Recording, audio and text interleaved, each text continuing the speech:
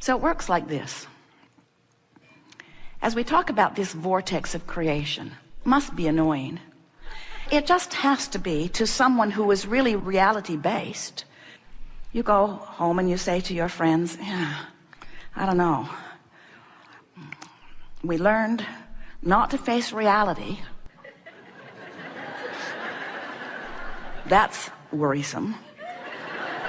And then we were pointed over here at the floor. And we are told that there is a vortex of creation that includes everything we want, but we can't see it.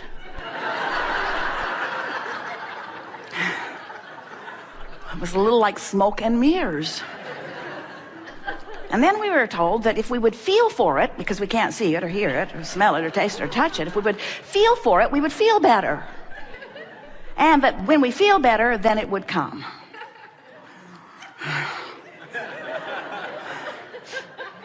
Hard to accept that, isn't it?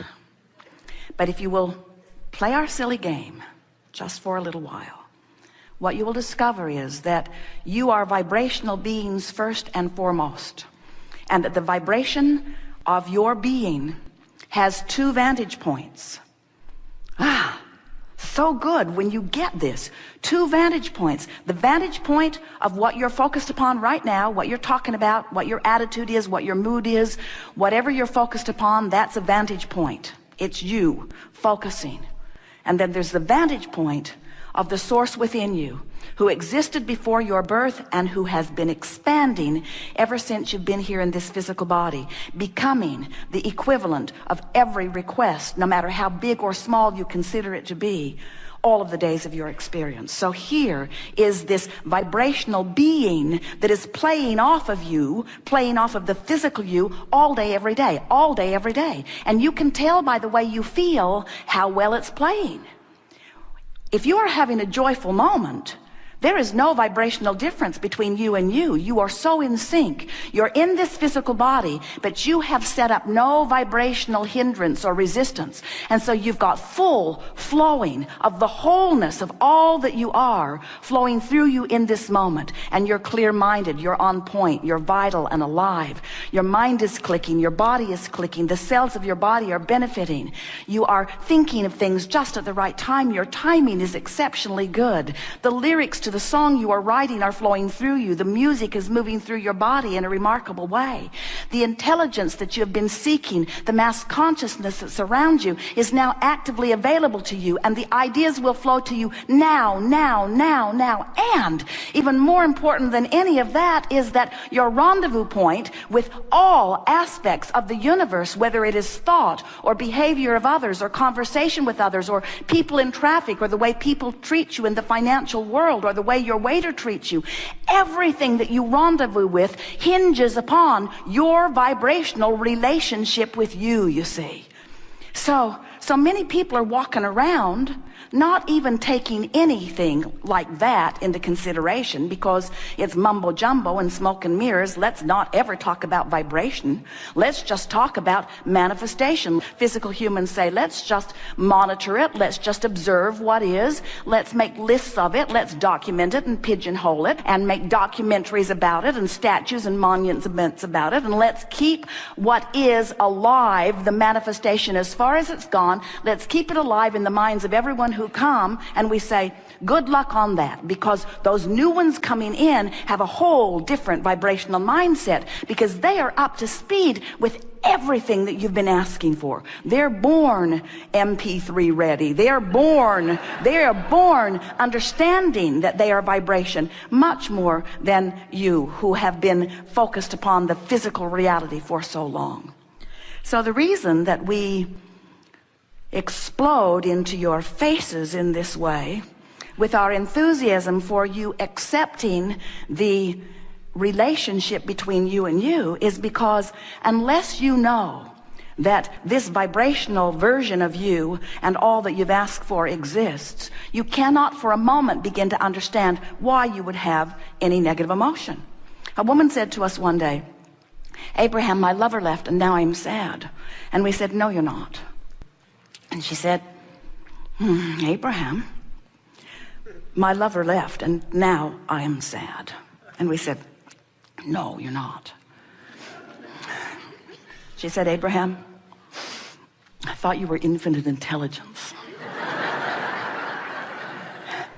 I wasn't sad, my lover left, and now I'm sad. I'm sad because my lover left. And we said, you are sad because in your relationship with that person, you have created a version of a relationship that really reflects and represents who you are and what you want and what you deserve. And you are using the behavior of some other person and the reality of the current status of your relationship as your excuse to focus in complete opposition with who you are. And that is why you're sad. You're sad.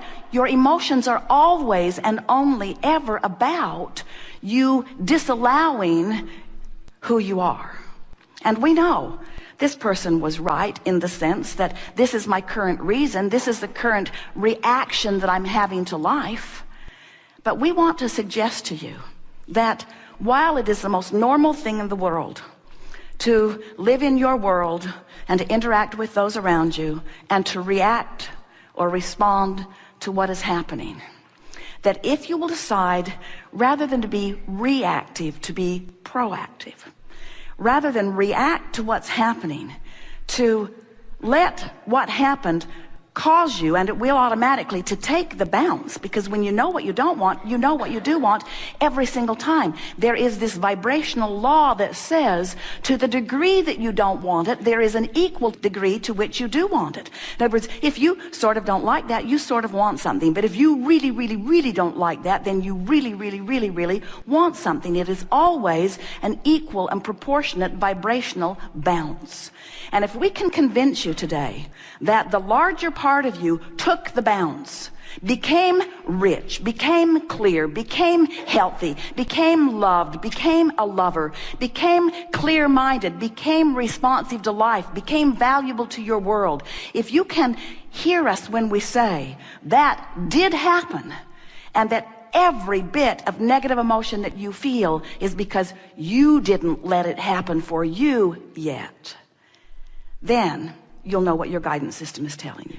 Then you'll bless negative emotion in the same way that Jerry blesses the bumps along the edge of the road that let him know that Esther's driving off of it.